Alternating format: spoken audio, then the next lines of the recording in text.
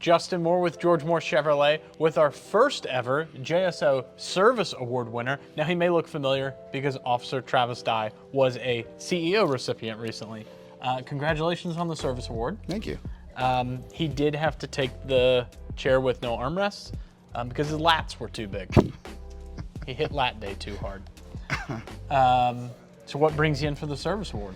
I think, so this one was, we had gotten a series of 911 calls, unverified 911 calls. Basically the call comes in, it's an open line, a staticky line, something like that. And we'd received 9 of them, I think, over the course of, a brief period, a month or so. I was passing by it for the first time when I heard it. Decided to go take care of it, talk to some neighbors, found out, that person doesn't live here. So I did some research, kind of found out the long short of it is these home lines that people have, which is like the phones that go inside of a house and you pick it up, not your cell phone. Like we had when we were kids. Right, yeah. Landline. I just didn't know if I needed to explain it a little bit more, right? Nicole might not know what you're talking about, but a landline. But those lines sometimes have, I guess, errors with them where whatever happens, maybe somebody on the west side calls, who knows what causes it, but it rings saying it's for one place, but it's not. So I reached out to our 911 coordinator. He did some digging, sent out a service ticket, and basically, made it to where those calls aren't going to come in anymore. You guys are always monitoring incoming calls. Right. Well, the calls get dispatched, and I think the important thing with this one is a 911 call is serious, right? Somebody calls 911, it's an emergency. Right. And our response is going to be, to match that. So now you've got officers rushing to a house, and you got an open line. Who knows what's happening to that person? So you've got the rushing part, the safety that comes with that.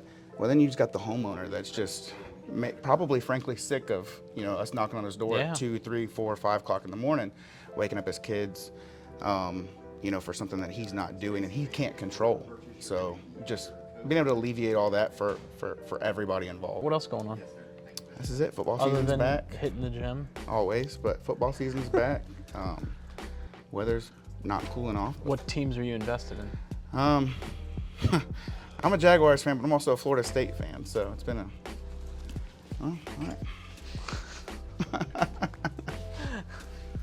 I'm a Florida alum, so I've been very quiet the last week as I've celebrated the Ramblin' Wreck from Georgia Tech. Right. We can talk. Victory. No, we can talk in a few months too. Well, I've been quiet because tomorrow's a big day for us, and I guess when this airs, people will know the outcome of the Florida-Miami game.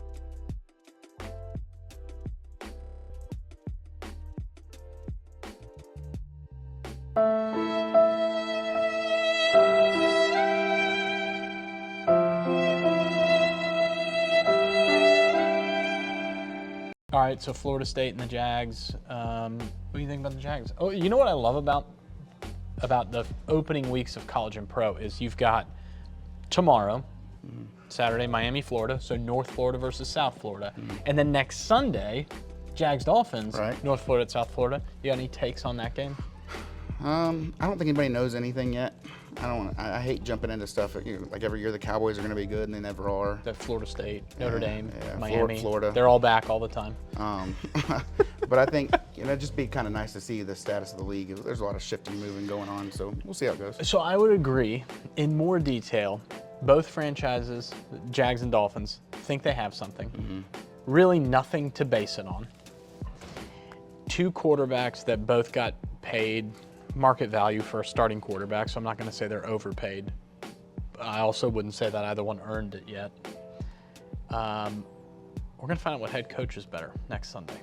That's fair, yeah. Maybe, I don't know. I think you really figure out when it gets to October, November, and playoffs, so you can kind of figure out what coach can pull his team through that last half of the season. I think whichever team wins that game is a player, though. Early season, yeah, I mean, obviously. But Miami beat the Broncos last year 70-something to nothing, and then lost. And early. Lost all their chances. They were good to beginning of last. They looked like unstoppable the first 5 weeks of the season. Yeah, I think we'll just get a chance to kind of see what everybody's got for the most part, so it'll be good. Anything else? No, I appreciate what you do for us, and I think it's important to know that although I've been here recently, I think there's a lot of officers doing really good things out there, and I think it doesn't get mentioned and brought up enough. Just this past week, I've watched somebody, buy a family some lunch. I've seen people give people gas money. I've seen a number of things. So I appreciate you drawing recognition to us, because I think it's something the community needs to see, because, unfortunately, we're just not good about, I guess, advertising ourselves or, kind of patting ourselves on the back and letting it known to other people.